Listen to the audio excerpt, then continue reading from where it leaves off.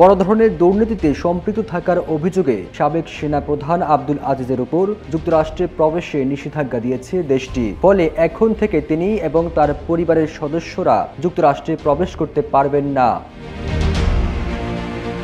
সোমবার এই নিষেধাজ্ঞার কথা জানিয়েছেন মার্কিন পররাষ্ট্র দপ্তরের মুখপাত্র ম্যাথিউ মিলার। তিনি বলেন, বড় ধরনের দুর্নীতিতে সম্পৃক্ত থাকার অভিযোগে আব্দুল আজিজ আহমেদকে পররাষ্ট্র দপ্তরের foreign operation and related programs অ্যাপ্রোপ্রিয়েশনস actor 7031 ধারার আওতায় অন্তর্ভুক্ত করার ঘোষণা দিয়েছে পররাষ্ট্র দপ্তর। এর ফলে আব্দুল আজিজ আহমেদ ও তার পরিবারের সদস্যরা যুক্তরাষ্ট্রে প্রবেশের জন্য অযোগ্য হবেন। যুক্তরাষ্ট্র বলছে আব্দুল আজিজ আহমেদের কর্মকাণ্ড Jamuna air conditioner simplify cooling.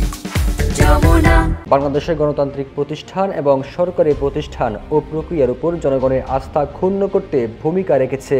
বাংলাদেশের সরকারি প্রক্রিয়ার হস্তক্ষেপ এবং নিজের ভাইকে অপরাধমূলক কার্যকলাপের জন্য জবাবদিহি এড়াতে সহায়তা, অন্যায্যভাবে সামরিক চুক্তি এবং নিজ স্বার্থে সরকারি নিয়োগের বিনিময়ে ঘুষ পর্যন্ত নিয়েছেন।